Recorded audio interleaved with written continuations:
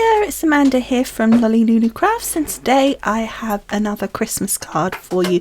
Now this one was actually one that I recorded last year, but I actually ran out of time. I had a couple that I recorded that I just didn't have time to show you last year, so I thought it would give me an opportunity on some of them. I have recorded some new Christmas ones already this year, but it would give me an opportunity to get some Christmas ones out the way nice and early for you guys, because normally I tend to be quite late in filming them for you. But as I say, this year I've been good. Not only have I got these pre-recorded ones, but I have already recorded some new ones as well, and you have seen one, I think, at least already. So I hope you enjoy this one, and it's going to be strange for me too because I haven't seen it. I can't quite remember what I did even. So let's get going and let's get crafting.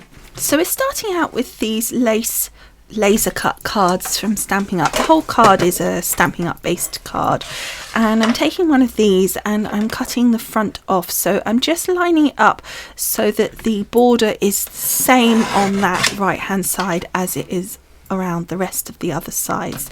And then rather than waste the back piece, I'm going to use that to stamp on. So I'm using this Bells Are Ringing set, and I'm just going to use that particular bell, and I'm using my Simon Says Stamp embossing ink, and I'm just lightly pressing down. I'm using my stamp platform because it gives me the opportunity to stamp over and over again. Now you don't need a stamp platform for this, you could just stamp it once, but because it's a nice fine line, I wanted to keep it fine, so I wanted to stamp it several times to build up the ink rather than to do it once, press and maybe smush the lines a little bit. So I just felt that that would be a better way of doing it. And then using this gorgeous gold embossing powder from Creative Expressions, I just popped that on. I actually did dust off my card with some talc beforehand just to stop any extra stray bits, and then I heated it, and as you can see you've got this gorgeous gold embossed bell. So now we want to do the inside of our bell. So there's elements on our stamp set that we can do that with, so I'm just picking out the bit that I want and I'm lining it up to make sure it fits.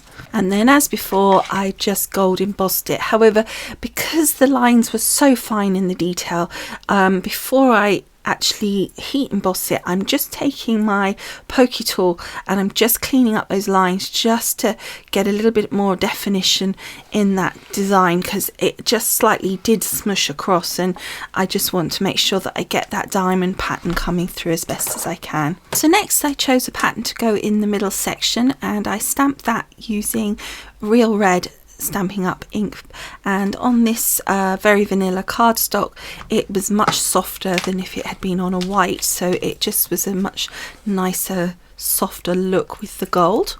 Finally, I wanted to just add some colour and some dimension to the bottom areas here, so the actual bell part and the inside of the bell. So for this I used Blackberry Bliss right marker and the Real Red right marker, and just blended the two together just to get a little bit of shading and a little bit of depth and definition to the inside of our bell here.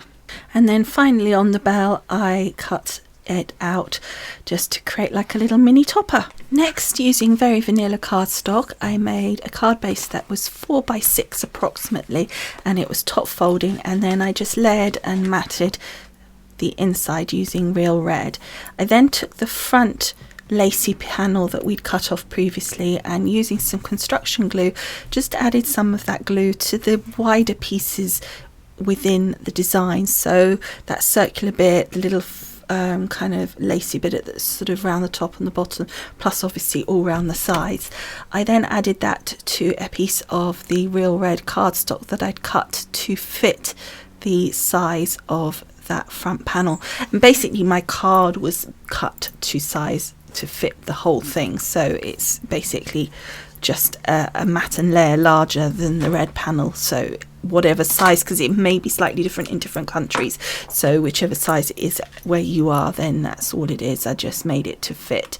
so that it matted. Well, actually just literally sat straight on the front. It didn't even mat and layer because it's the same colour. I decided to do it exactly the same size.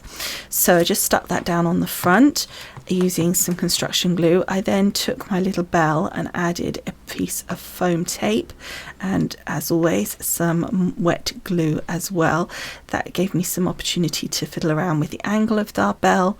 I then added a bow. Originally I had stamped and coloured the bow that was in the set, but I changed my mind and decided to use a real bow, so I used some real red grosgrain ribbon.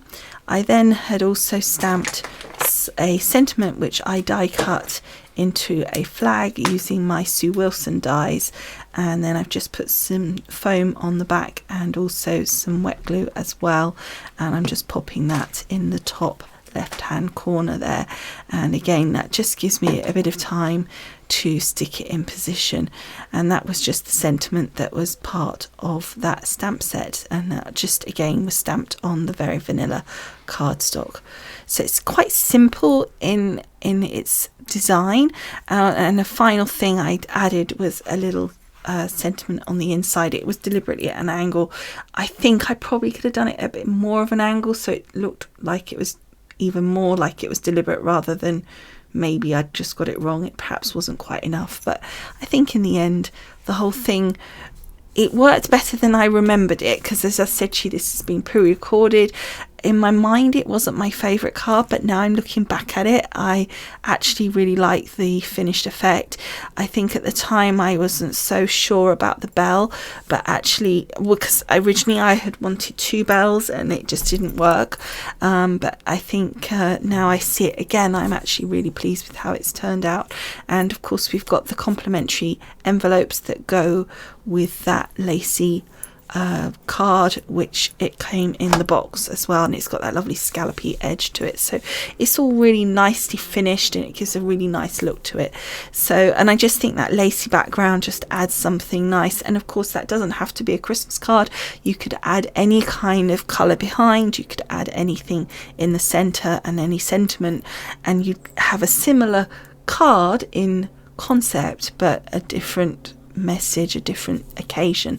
So I hope you've enjoyed making this card with me, and as always I would love it if you would hop on over to the blog post to take a look at the photos, and of course as always I will have links to the products used. And of course I would love it even more if while you were there you would subscribe to my website, or if you don't want to subscribe to the website, which would give you emails to tell you every time I post, so you absolutely know you get notifications, but if you prefer not to do that, I would still love it if you could subscribe to me here on YouTube. And of course I would love it even more if you could give me a thumbs up, because for every thumbs up YouTube know that you've enjoyed this video, so it helps promote it for me. So thank you so much, and I hope you've enjoyed, and I will see you again next week for even more Christmas cards. And this one is a modern film, so it's one I've just done, so I'm hoping you'll like that too. Alright, thank you so much for watching, and I will see you again soon. Bye for now. Bye.